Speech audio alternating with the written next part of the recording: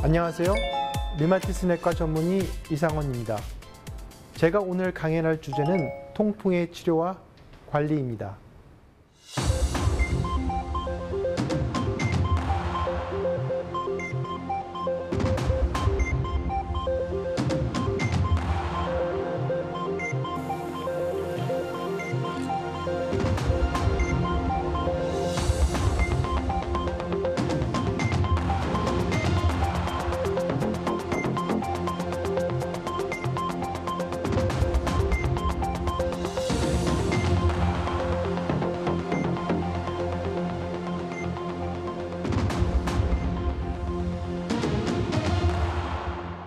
네, 통풍은 여러 가지 별명을 갖고 있는데요.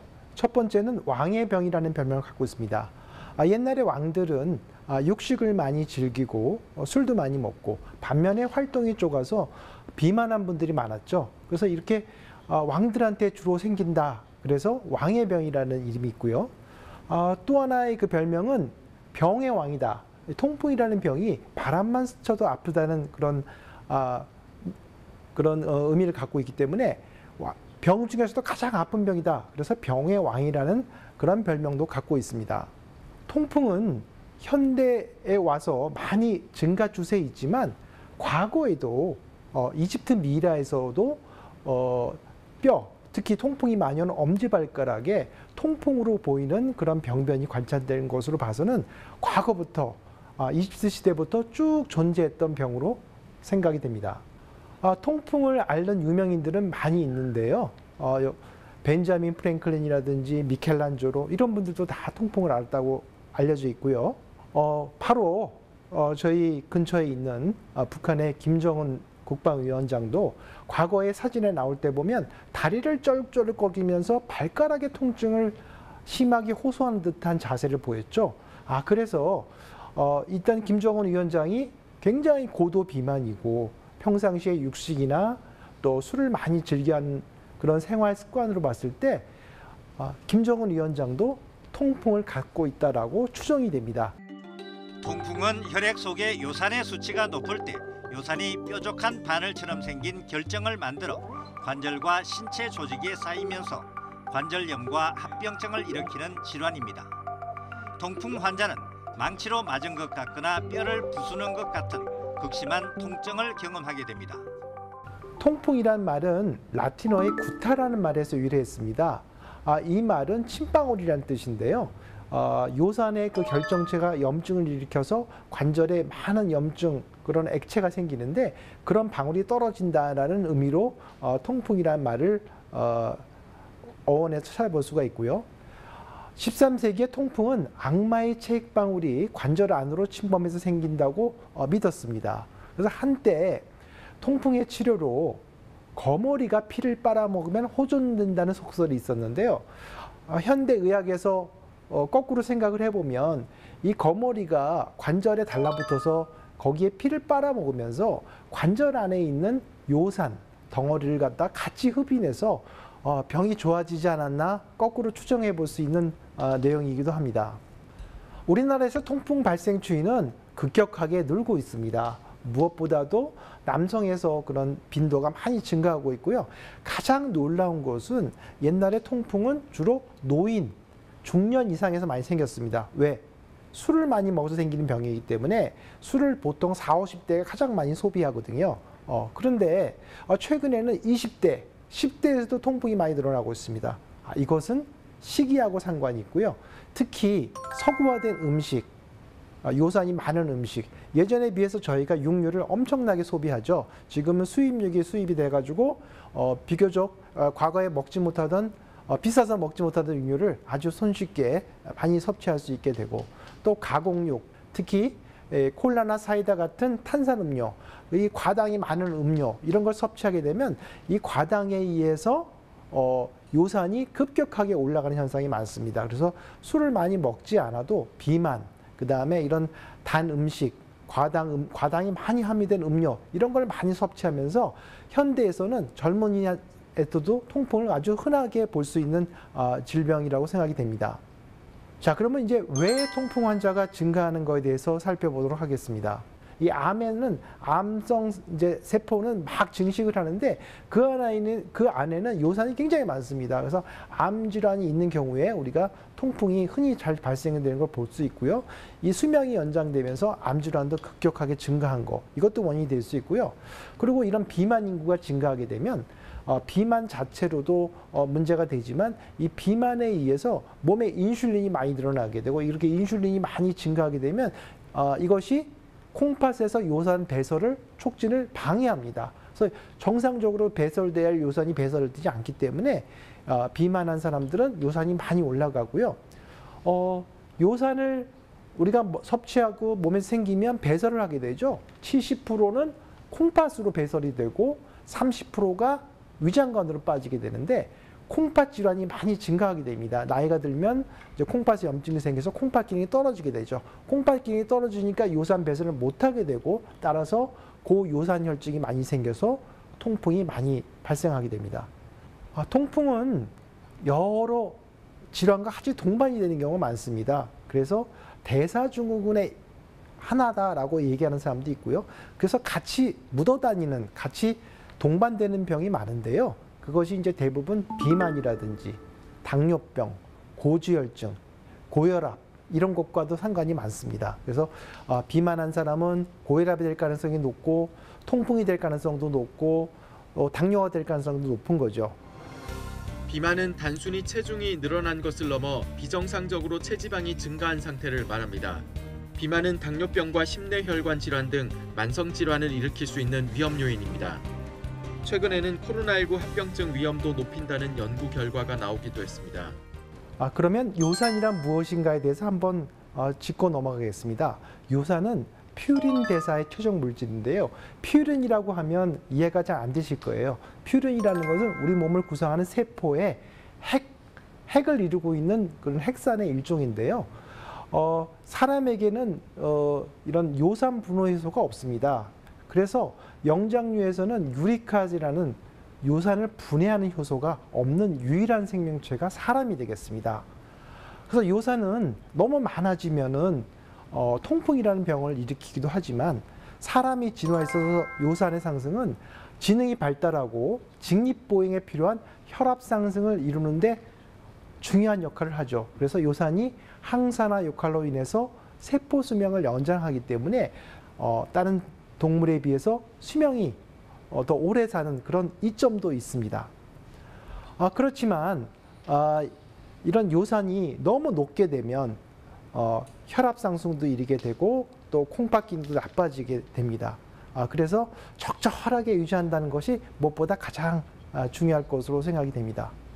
그러면 이런 퓨린, 핵산이 많이 들어있는 음식은 이런 조개라든지 고등어, 새우, 정어리, 멸치, 육류 중에서도 내장이 들어간 내장 음식들, 그런 것들, 그리고 술에는 맥주, 모든 술은 다 퓨린이 많다고 생각하시는데 그 중에서도 맥주가 가장 함량이 높다고 되어 있습니다. 그래서 이런 거 많으면 내가 통풍 환자면 먹을 게 없는데 라고 걱정을 하시는데 반드시 그렇지는 않습니다. 저는 환자분들한테 얘기할 때 술이 가장 안 좋고 단 음식, 탄산음료, 주스 같은 당분이 많은 그런 음료를 가능하면 피하라고 합니다. 육식이나 해산물은 어느 정도 다 충분히 드실 만큼 드셔도 된다고 합니다. 그 이유는 어느 정도 이거는 배가 어느 정도 부르면 더 이상 많이 먹지도 않고 매일 먹는 음식이 아니기 때문에 그렇습니다. 반면에 우리가 놀라운 사실은 좋은 거는 유제품이라든지 커피에는 약간 항산화 성분이 있습니다. 그래서 커피에 설탕을 넣지 않고 단순 커피를만 드시게 되면 요산을 감소시키는 효과가 있습니다. 요산 배설을 촉진. 그 다음에 술이 통풍을 악화시키는 이유는 술은 굉장히 통풍에 아주 적인데요. 요산이 많은 음식이기도 하고요. 그 술 자체가 또 요산이 콩팥으로 배설되는 게 굉장히 중요한데 배설을 막아버려요. 많이 만들고 배설도 못 시키고 두 가지를 다 막아버리기 때문에 굉장히 술은 통풍에서는 아주 우리가 꼭 피해야 할 적이라고 생각이 되고요. 술을 마시면 몸이 산성화돼서 요산 배설이 억제가 됩니다. 그리고 술을 마시면 이뇨 현상이 생겨가지고 우리 술을 마시면 어떻습니까? 막 목이 마르죠. 몸에 탈수가 됩니다.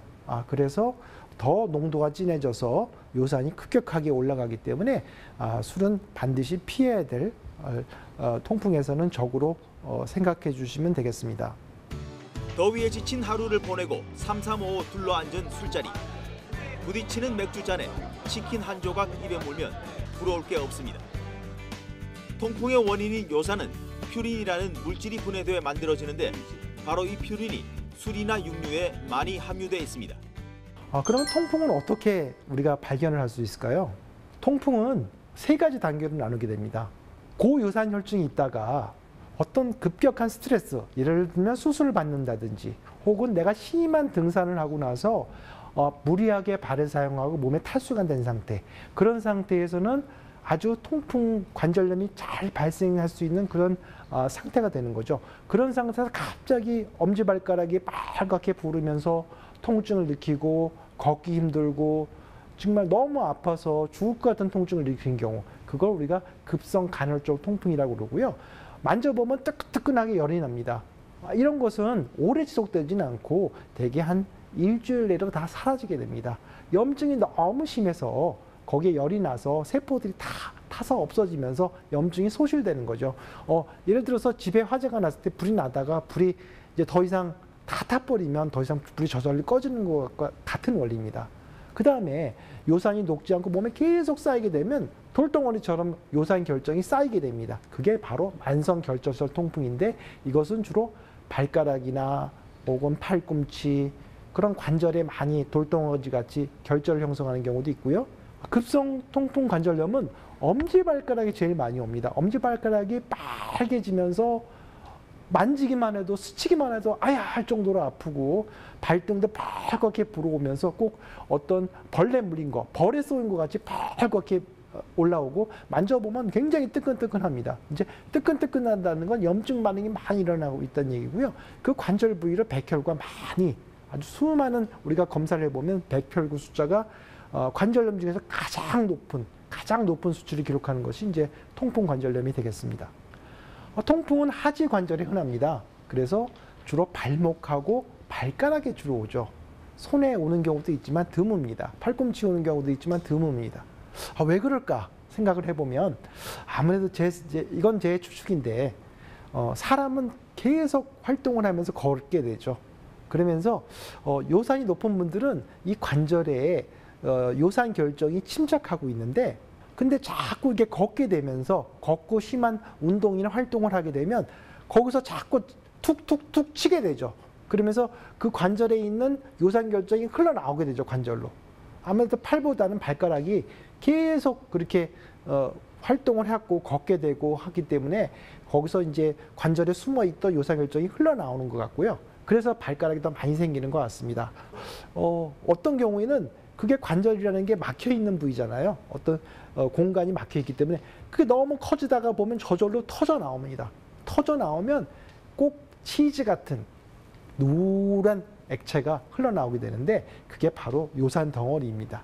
통풍의 진단은 우리가 관절액으로 검사를 하는 것입니다. 관절이 부었을 때 이 통풍이라는 병은 요산 결정체에 의해서 관절에 염증이 생기는 병이기 때문에 관절에서 우리 물을 뽑아서 현미경으로 요산 결정체가 있는 것을 갖다가 확인할 수가 있습니다. 통풍 환자에서는 백혈구가 엄청나게 한 10만 개 이상 들어가 있기 때문에 아주 싼 노랗게 보이고 너무 심한 경우에는 아예 누렇게 보이기도 합니다. 그래서 우리가 현미경을 보면 이렇게 통풍의 결정체는 굉장히 특징적입니다. 바늘 모양으로 아주 날카롭게 우리 침이나 바늘 모양의 그런 결정체를 갖다가 우리가 평광현미경이라는 걸 이용하면 바로 눈에 그 자리에서 확인을 할 수가 있습니다.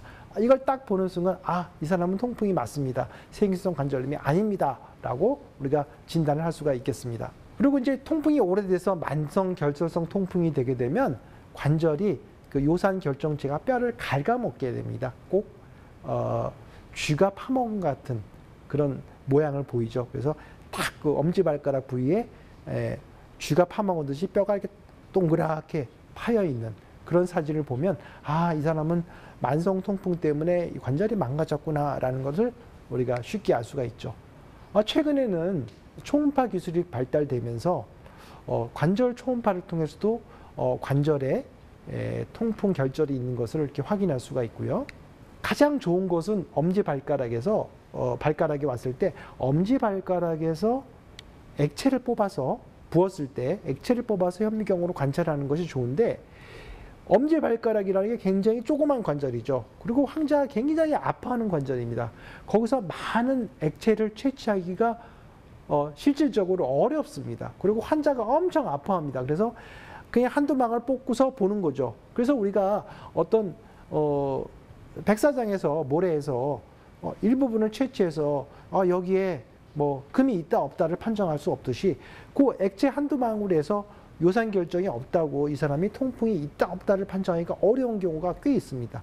반면에 CT 검사를 하게 되면, 요새는 소프트웨어를 이용하게 되면 관절에 요산이 있는 경우에 색깔을 입혀서, 요산이 있는 경우에는 뭐 색깔이 뭐 녹색으로 비친다든지, 그래서 엄지발가락에 녹색 그런 색깔이 보이면 이 사람은 엄지발가락에 요선 결정이 있고, 보라색으로 보이는 거는 칼슘이고, 그래서 녹색 보이는 것은 이제 요산이기 때문에 이 사람이 어느 부위에 지금 통풍 결절이 침착하고 있다는 것을 우리가 영상으로 확인할 수 있는 그런 방법이 있습니다. 급성 통풍 발작 시에는 뜨끈뜨끈하고 열이 나기 때문에 얼음찜질을 해주시는 게 도움이 되고요. 그 다음에 진통 소염제를 우리가 구입할 수 있는 게 브루펜 같은 소염제를 약국에서 일반 사람도 살 수가 있죠. 이 브루펜이라는 그런 계열의 소염제를 갖다 빨리 복용하게 되면 빨리 통증이 완화되고요. 빠른 시간 안에 병원을 방문해서 이게 반복적으로 생긴다면은 고요산 혈증에 대한 치료를 받는 것이 가장 중요합니다. 그래서 통풍의 기본적인 치료 원칙, 물을 많이 마시는 걸 권합니다. 우리 요산이죠. 요산을 녹이는 거는 약간 알칼리수, 약 알칼리 성분의 생수 같은 것이 중요합니다. 그래서 우리가 시중에 파는 여러 가지 생수는 정수기 물은 중성이지만 일반적으로 파는 생수는 약 알칼리 성분을 갖고 있습니다.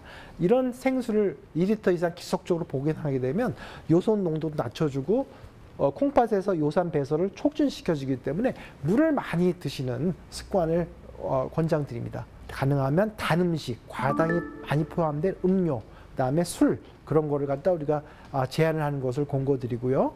그다음에 이제 유제품 같은 거, 야채 이런 것들은 오히려 권장해야 될 음식이고, 커피도 설탕을 넣지 않고 하루에 한 세 잔 정도 드시면 요산을 낮춰주는 효과가 있다고 알려져 있습니다. 통풍의 확실한 치료법은 급성 통풍에는 진통소염제, 소염진통제가 도움이 됩니다. 아스피린 같은 약은 소염진통제고요. 타이레놀 같은 약은 단순 진통제입니다. 이건 염증이 생기는 병이기 때문에 소염제, 소염진통제를 먹어줘야지 단순 진통제, 타이레놀을 먹어서는 소용이 없습니다.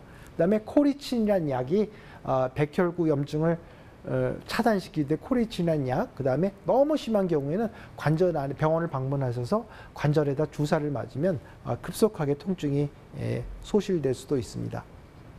만성 통풍의 치료가 굉장히 중요한데요. 통풍을 예방한다는 것은 통풍을 요산 수치를 적절하게 유지한다는 거죠. 적절하다는 게 얼마나 적절하느냐? 요산 수치가 아까 6.8 이상 넘어가면 포화가 된다 그랬죠. 6 이하로 조절하는 게 목표고요. 아까 같이 그 통풍에 결절이 있는 분들, 돌덩어리 같은 결절이 있는 분들은 그 결절이 없어지려면 더 낮춰줘야 됩니다. 요산 수치를 한 4 정도로 유지하게 되면 수년 후에는 그런 결절이 없어질 수가 있습니다. 옛날에는 이렇게 통풍 때문에 관절에 돌덩어리 같은 게 생긴 분들은 수술을 통해서만 그런 결절을 제거할 수가 있었습니다. 그렇지만 현재 나와 있는 약으로도 오래 먹으면 요산을 낮게 한 4 정도로 매우 낮게 유지하면 그 결절이 서서히 녹아서 없어져서 사라지기도 합니다. 그렇지만 최근에는 여러 가지 치료제가 개발됐는데 사람한테 없는 요산을 녹이는 요산 분해 효소를 주사제로 만들었습니다. 그래서 그거를 갖다가 주사제로 주게 되면 수주 안에 한두 달 안에 이런 요산 결정체가 현저하게 없어지는 그런 치료법도 있습니다. 다만 외국에서 개발됐고 신약이기 때문에 약값이 너무 비싸서 아직까지는 국내에 들어오지 않았지만 아마 우리나라 약이라는 건 어느 정도 시간이 가면 또 특허도 풀리고 국내에서도 이런 좀 더 저렴하게 만드는 기술이 개발이 된다면 우리 국내 통풍 환자에서도 이런 만성 통풍 환자를 치료할 수 있는 약제가 곧 도입되리라 생각이 됩니다.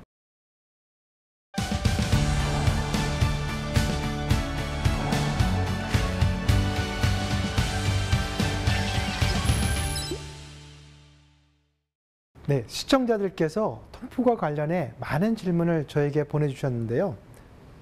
어떤 질문들이 있는지 함께 볼까요? 첫 번째 시청자의 질문입니다. 통풍 환자에게 맥주는 독이라고 하던데 그럼 와인이나 소주는 조금씩 마셔도 될까요? 맥주는 아무래도 많은 양을 섭취하게 되죠. 맥주를 100cc 드시는 분은 별로 없을 거고 500cc, 1000cc, 2000cc, 3000cc 먹는 분도 있고 반면에 와인이나 소주는 그보다는 좀 양은 적죠.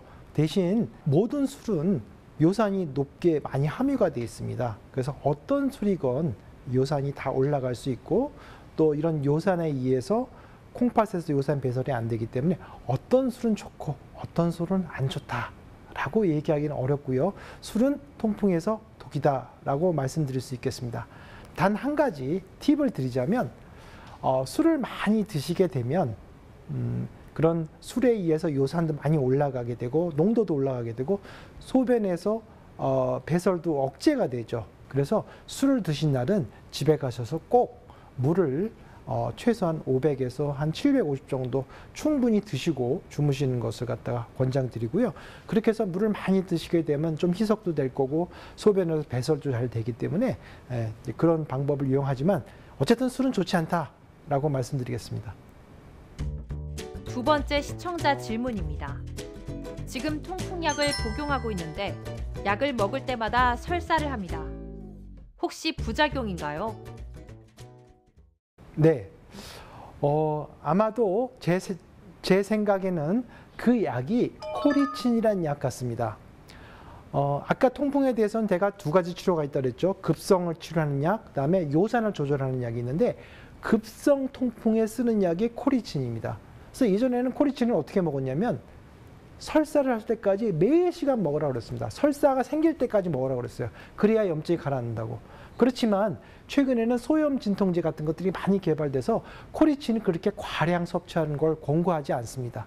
그래서 아마 코리친에 대한 그런 부작용을 말씀하시는 것 같은데 지금은 코리친 말고도 급성 통증을 억제시킬 수 있는 좋은 소염 진통제들이 많이 있기 때문에 그 설사에 대해서는 그게 걱정을 안 하셔도 될 것 같고요. 통풍 요산을 낮춰주는 약을 먹을 때 요산이 몸에서 떨어지면서 관절에서도 요산 결정이 녹아서 나오기 때문에 일시적으로 재발을 하는 경우가 있어요. 간헐적으로. 그거를 예방하기 위해서 콜리친이라는 약을 먹는데 굉장히 소량을 먹게 됩니다. 하루에 하나에서 반알 정도 먹기 때문에 그 용량은 설사를 하는 용량이 아니기 때문에 크게 걱정을 안 하셔도 될 것 같습니다. 세 번째 시청자의 질문입니다. 현재 증상은 없지만 통풍 통증이 굉장히 고통스럽다고 알고 있는데요. 그래서 미리 예방약을 먹으려 하는데 괜찮을까요? 통풍은 약을 치료를 안 해도 급성 통증 발작이 와도 약을 치료하면 3, 4일이 낫지만 약을 안 먹어도 일주일에서 열흘이면 다 없어집니다. 그래서 그게 낫다고 생각을 하지만 사실은 난 게 아니죠. 언제든지 재발할 수 있는 거죠. 그래서 통풍 예방약, 즉 요산을 낮춰주는 약, 요산을 적절한 수준으로 유지해주는 약은 지속적으로 복용을 해야 됩니다. 그래서 그거는 계속 복용하는 게 좋고요. 그렇지만 이제 통증이 생겼을 때는 소염 진통제를 빨리 복용하는 것이 통증을 억제시킬 수 있는 그런 우리의 치료제 방법이 되겠습니다. 그래서 이 통풍 예방약이라는 것은 고요산 혈족을 낮춰주는 약, 그거는 증상이 없더라도 계속 먹어라 라고 말씀을 드리고요. 그렇지만 내가 몸무게가 90kg였는데 운동을 해서 75kg, 80kg를 빼고 나서 요산이 떨어졌다면 그런 경우에는 우리가 요산약을 끊을 수도 있습니다. 네, 지금까지 통풍의 치료와 관리에 대한 다양한 이야기들을 전해드렸는데요. 이것 한 가지만 꼭 기억하셨으면 좋겠습니다. 통풍을 치료하기 위해서는 요산을 적절한 레벨로 유지하셔야 됩니다. 그러기 위해서는 적절한 운동을 통해서 체중 감량, 적절한 체중을 유지하시고요. 가능하면 단 음식을 삼가해 주시길 바랍니다. 그리고 이런 요산치를 정기적으로 체크하시면서 내 통풍이 잘 조절되고 있는지를 확인하시는 것이 중요합니다. 오늘 저의 강연이 앞으로 행복하고 건강한 삶을 누리는데 도움이 되셨길 바랍니다. 감사합니다.